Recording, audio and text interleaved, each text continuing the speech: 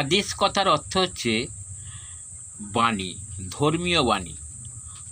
মানে ধর্মগ্রন্থের যেসব মূল কথাগুলো আছে সেখান থেকে কিছু সহজ সরল বাণী বলে মানুষকে বুঝিয়ে দেয়া, যেটা সেই ধর্মগুরুর কাছাকাছি যারা থাকে তারা সেই বাণীগুলো মানুষের কাছে প্রচার করে। যে আমি এই নবীজির কাছে কি এই গুরুদেবের কাছে, এই ঠাকুর রামকৃষ্ণের কাছাকাছি ছিলাম, তিনি এই করতেন, তিনি এই বলতেন, তিনি সারাদিনে তার কি কর্ম করতেন, কি খেতেন, এই সব বলে সাধনার ক্ষেত্রে, আমলের ক্ষেত্রে কিভাবে এগিয়ে যেতে পারবে তার জীবনযাত্রাগুলো সে বাণী রূপে প্রকাশ করত, তার কাছাকাছি থাকতো বলে।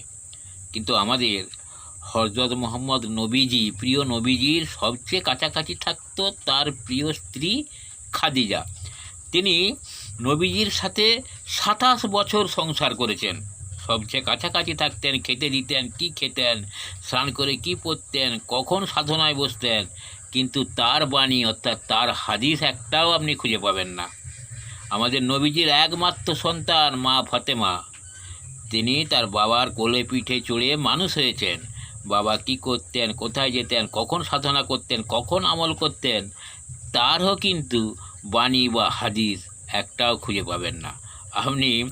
যারা তার কাছাকাছি থাকেনি, তার ৪০০-৫০০ বছর পরে জন্মগ্রহণ করেছেন, তারা তাদের মতো করে হাদিস বাণী তৈরি করে মানুষকে আজকে বিভ্রান্ত করে আল্লাহকে বা ঈশ্বরকে কিভাবে ডাকবো সেই তার একটা ব্যতিক্রম ঘটে গেছে।